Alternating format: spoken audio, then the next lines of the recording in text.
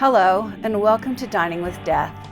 This episode is on my playlist, Dining with the Disappeared, where we talk about people who have vanished. We discuss the circumstances surrounding their disappearance. Before we begin our story, please hit the like button if you like the video, subscribe to my channel if you want to see more from me, and you can always join my Patreon. We have a big goal there, and I will talk about that at the end of the video. I'm Stacy Lee. Let's begin.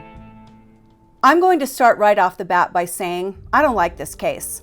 I don't like the way this case was handled, and I don't like the fact that nothing is being done about it many years later. This is wife and mother Amy Sher. She was also known as Amy Desmond. Amy was married to a man named Paul Pomerantz, and she was working in the finance department at a medical clinic. She met a man named Robert Desmond who had been hired as a temp there at the clinic. Not long after meeting Robert, Amy filed for divorce and left Paul. I scoured the internet for a photo of Robert Desmond and could only find one photo, this photo, and I got this from a thread where people were speaking about the Vanished podcast. I'm not 100% sure this is the correct Robert Desmond, but on that thread, no one said it was not Robert Desmond, so I'm assuming this is him. I could be wrong. I really kind of shoot myself in the foot when I choose these stories that don't have a lot of information online, but I've known about this case for a long time and it has just always stunk to me. It was not handled properly. It's never been investigated properly. And even though there's not a lot of information, I decided to bring it to you all because I think it's important to keep this case in the true crime community. We need to keep it alive. We need to keep talking about it because it's a bad one. On October 14th, 2002, Amy left her job at the Leahy Clinic in Burlington, Massachusetts. She told her supervisor that she was feeling sick and she needed to go home. The next morning, her boss received an email saying she was still sick and wouldn't be coming in, and the same thing happened the day after that. But the thing was, her coworkers weren't buying that Amy was sick, not because she wasn't reliable or wasn't a good employee, but because they believed Amy Sher was being abused. There were times when Amy came into work with bruises on her body that she'd tried to cover with makeup. There were times when she had even come into work with missing clumps of hair. Ooh, just makes me so mad. And I'm not trying to be judgmental here. This was, the early 2000s, 20 some odd years ago, but I hope we've learned, if you see something, say something. If you think someone's being abused, even make an anonymous call. Do whatever you think will help that person, because we see so many of these cases where people know the woman is being abused, sometimes the man, usually the woman, and they don't say anything or do anything, and that person ends up dead. Wouldn't you rather be accused of being nosy or butting in than you would live the rest of your life with someone's death on your conscience? I would.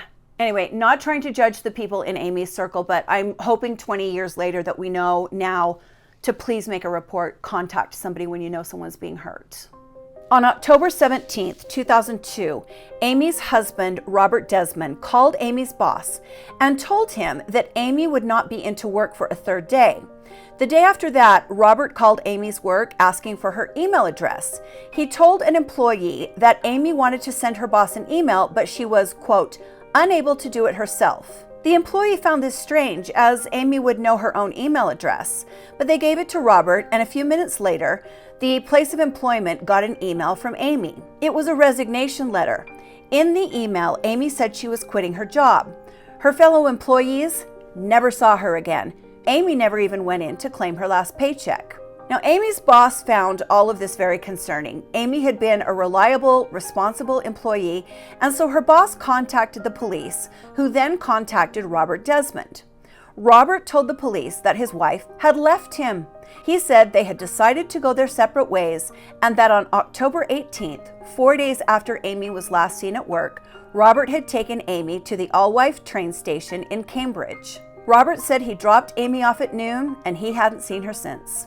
The police were very skeptical of this story, but they had nothing to go on. They didn't have any evidence that Robert's story was a lie, and they had no evidence that Amy had been harmed, let alone killed. There was really not much they could do. People can still disappear if they choose to. Still, with her coworkers believing she was being abused, I feel the police should have put more pressure on Robert Desmond. Now you see why I said this case stinks. How many cases do we know where someone disappears? The husband says, she left me. And the police are like, nobody, we ain't buying that. But for some reason here, they did. This is why I don't like this case. They did not pressure Robert Desmond enough, in my opinion. Amy had become estranged from her family. When? In the early 1990s, when she began dating Robert. Amy's family didn't like Robert. As Amy and Robert's relationship continued, his behavior got worse. Amy's family claimed that Robert would make threatening phone calls to all of Amy's relatives and that they couldn't talk any sense into Amy. In 1994, the family actually got a restraining order against Robert, forbidding him to contact them. When Amy disappeared, she was living with Robert and their young son, Michael. They were living in Billerica, Massachusetts at the time.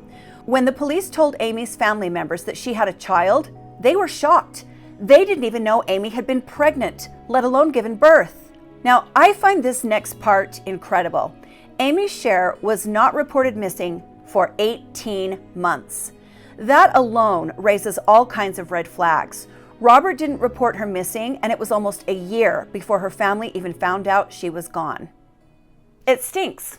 It stinks. Here's this guy, he's isolated this woman from her family, and then the police find out she's missing. They take his word that she left him, and they don't contact anyone else and let them know that she's vanished. Estranged or not, I'm sorry, that is crappy police work. That is not due diligence. You can tell I'm getting mad, but this makes me really mad. Who do the murdered and the missing have to rely on if they can't rely on the police? Most of the police, I really believe this, are trying to do a good job, but then we find these cases where it is just dropping the ball, doesn't even begin to cover it. And this case is one of those, in my opinion. Amy's estranged family immediately hired a private investigator who quickly learned that Robert and Amy's son were living together with Amy nowhere in sight. The private investigator then questioned Robert, and he told the same story. Amy had voluntarily left the family, and he assumed she was fine and living elsewhere. By this time, the police were convinced that Amy did not leave on her own and that she was, in fact, the victim of foul play. I'm not sure why it took so long, but they started to investigate Amy's disappearance as a potential homicide. Police interviewed Amy's family, her friends, her coworkers, and they all said the same thing. Robert was an angry man with a violent temper who severely abused Amy emotionally and even physically. They told police that Amy was required to constantly contact Robert to tell him where she was. He had to know her location at all times. Cops also found out that before Robert, Amy had been very close with her family, and they were devastated when she cut off contact with them. Robert Desmond has never been charged with any type of crime. He continues to maintain that Amy left him and moved on with her life somewhere else. Amy's driver's license expired just after her disappearance. She never renewed it. She had a 1994 Pontiac at the time she disappeared, and it's never been re-registered. This is about all there is, my friends. Like I say, I chose this case because it makes me angry. I knew this was going to be a shorter episode.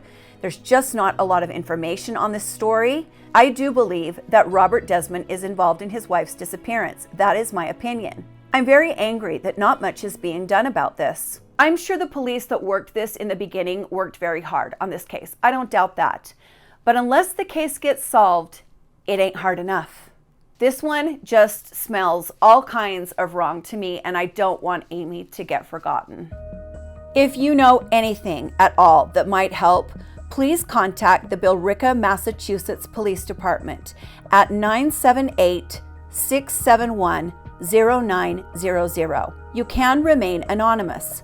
Someone out there knows something, or someone out there has a feeling they might have information that could help, and it just takes the courage to make that phone call. Please share whatever information you feel you might have. Amy has a son that deserves to know what happened to his mom, and justice always needs to be served.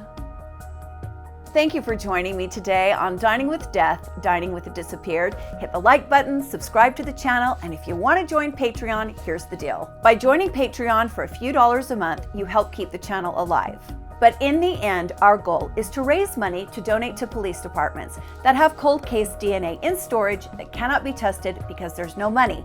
There are thousands of sexual assault kits in storage that have never been tested. We can test those kits for between $500 and $700, and we want to start raising money for that cause. 1, it may help close the case the DNA is associated with, and 2, it gets that perpetrator's DNA in the system, so if they've committed other crimes, police can get a hit.